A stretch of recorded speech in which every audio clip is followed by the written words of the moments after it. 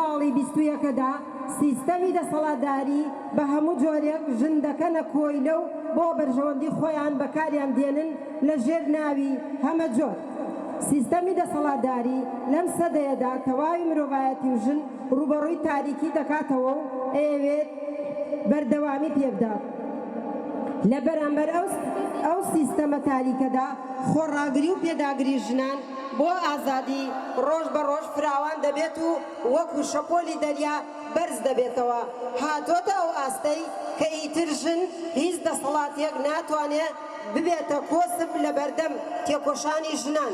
وەویستی ژنان بۆ ئازادی ئەوە نیشان دەدات کە لە تەواوی جیهان ڕۆژهەڵاتی ناوەڕاست و کوردستان بەرامبەر کۆیلایەتی و ستەم ئیتر ژنان بێدەنگ نابن و لە هەموو بوارێکدا هەوڵی خۆیان دەدەن بۆ جێگیربوون و مافی خۆیان.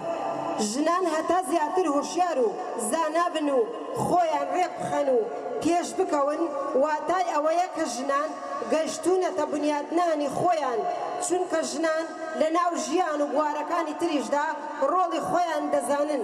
ژنان ئێستا ویستی زیاتریان هەیە بۆ تێکۆشان لە جیهان و کوردستان دژی دەسەڵاتداری و دەسەڵاتداری درۆزن و توندڕە و بکوژ. هەموو ژنان بە ڕۆحی ئازادیەوە پێشوازی لە 8 مارس دەکەن.